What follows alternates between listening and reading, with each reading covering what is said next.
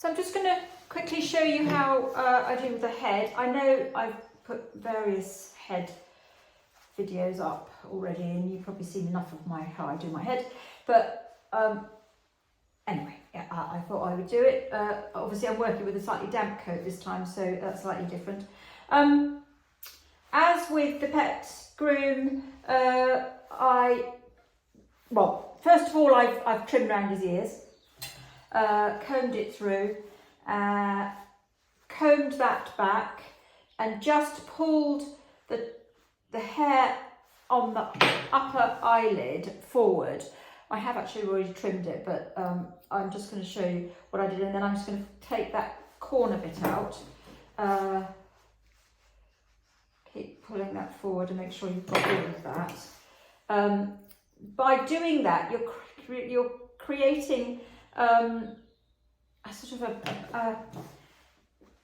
what do I call it? Well, it basically holds the hair away from the eye. The breed standard says that you must be able to see the eye in the show ring. So by doing that, you can still have plenty of hair on the head, but that little time, that sort of shorter hair there, just lifts the hair away from the eye.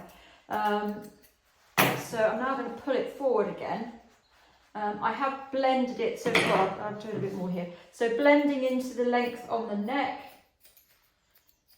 So the bit at the top of the head is not as long as on the forehead here. So blending it over the head like this and over the ear, creating a nice round shape. If you cut away from the nose towards the top of the head rather than down like that, you're cutting into the coat rather than going with the direction of the coat. So you've got a nice round shape like that. And then flick this out.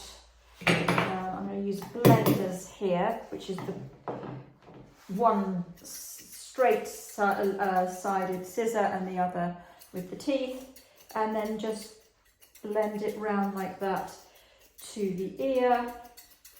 So you just got a nice round shape. I like to have definition on the stop there. I know not everybody does that. Some people take it to the corner here, have that fairly long, but I like to show the shape of the skull. Lift the ears and then blend that round to the length in the neck. Again, keep it nice and round.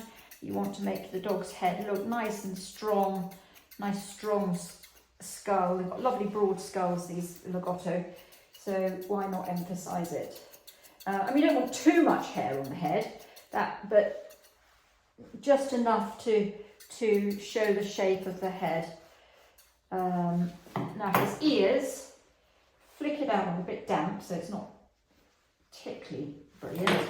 But flick the hair out and then again blend it to the length on the head. And then blend.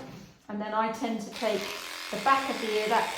I'm using the blue one here, which is a centimetre, and I just blend just the out from halfway up to the middle of the ear. I just blend that out like that, so that it's not too thick at the edges.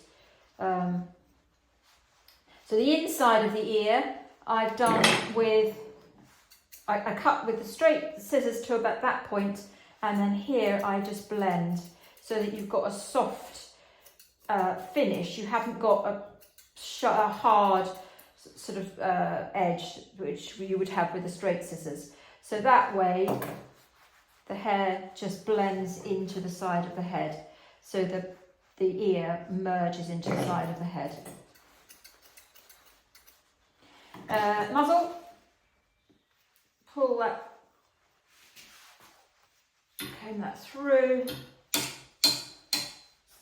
I use the outer edge of the ear to create a line, and just trim like that first and then blend into the neck. I then flick it out and layer it. because otherwise you can get a really thick wodge of beard. Just layer it like that so that it's not so wedgy. And then I tend to take it so that it's not going in the eye. As I say, some people tend to like the hair the same length on the muzzle. I prefer not, because you end up with a really broad muzzle, a big wedge of hair. I prefer to see it sort of softer like that. Then if you pull the hair forward, like that, pull it forward is another way of layering it. And just trim. I leave about 1 centimetre or maybe 1 inch away from the end of the nose, and I just trim it round like that. And again, that layers it slightly.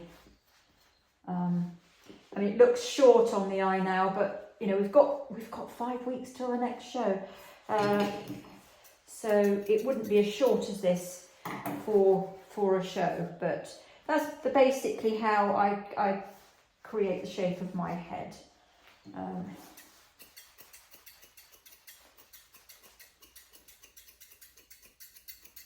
Keep flicking and then shaping.